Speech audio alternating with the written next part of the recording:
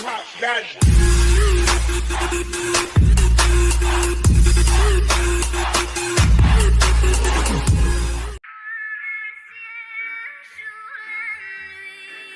Je danse avec le vent, la pluie. Un peu d'amour, un brin de miel et je danse. Bir орманда ворон өмір сүреді екен. Оның қасында тағы да басқа да құстар өмір сүреді. Ең әлсізі ворон болады. Оны барлығы мазақтайды, тиіседі. Ворон оған шыдай алмай ол жерден ұшып кетеді. Ұшып кетіп бара жатып, жолда бір кішкене үңгірді көреді. Ол жерде бір тас жарқылдап тұр екен.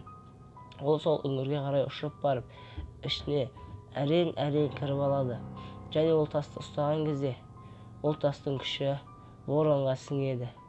Воронға өте мықты бола бастайды. Ол тастың қасиеті воронға сіңген соң, оның денесі адам денесіне ұқсайды. Ол жолда кетіп бара жатып, Brawl Stars әлеміне тап болады. Brawl Stars әлеміне қарап отырса, ол жерде персонаждар сақпат кристалл ойнап жатыр екен. Олар бір-бірімен қырылысып жатады. Ал ворон олардың ойынына өте қызығып қарап отырады. Сөйтіп оны Поко көріп қалады.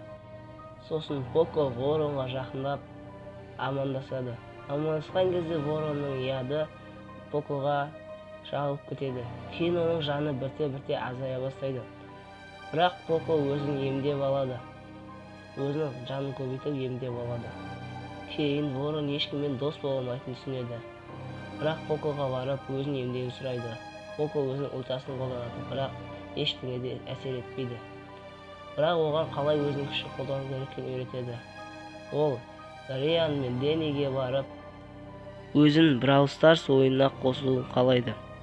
Олар біраз ойланып, оның қасиеттерін көріп, оны Brawl Stars ойынға қосады. Ворон кішкене 3 кинжалмен ататын болады. Ол Brawl Stars персонаждарының арасында ең мықтысы болады. Достар, меніңше видео сендерге ұнады деген ойдамын. Енді бұл плагиат біріншіден, және ойдан шығарылған оқиға. Ал ондай болса, сау достар.